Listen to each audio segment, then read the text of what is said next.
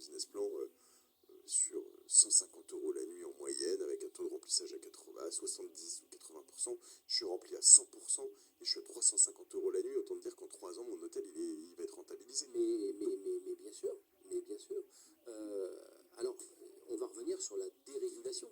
C'est-à-dire que cette même personne qui a acheté un hôtel, je suis bien placé pour en parler, là, pour le coup, cette même personne qui a acheté un hôtel, qui s'est investi, qui a une masse salariale qui est assez importante, qui a des frais de mise aux normes de son entreprise, etc., etc.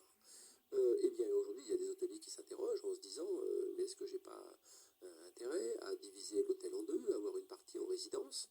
Ça, c'est l'effet Airbnb, d'avoir une partie en résidence et une partie en hôtel, mais c'est beaucoup plus rentable. J'ai moins de charges de labor cost, enfin de coûts de personnel, j'ai moins de charges de coûts matières, etc., etc. Plutôt, donc je vais me placer en résidence.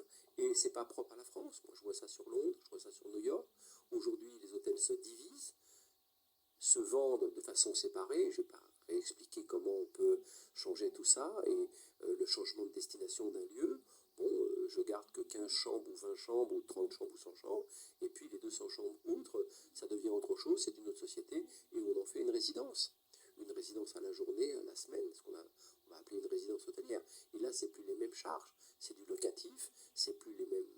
Pourquoi c'est plus les mêmes charges? Parce que tu n'as plus les mêmes services? Il n'y a plus les mêmes services, il n'y a plus ces besoins de mise aux normes. Aujourd'hui, quand on loue un appartement, est-ce qu'il y a quelqu'un qui vient nous demander si l'appartement est aux normes PMR, est-ce qu'il est aux normes incendie, etc. Mais non, absolument pas.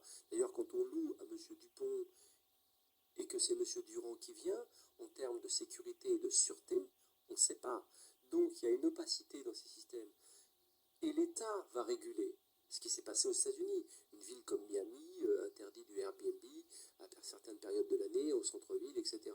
Mais Biarritz l'a fait, Dinard Saint-Malo l'a fait, mais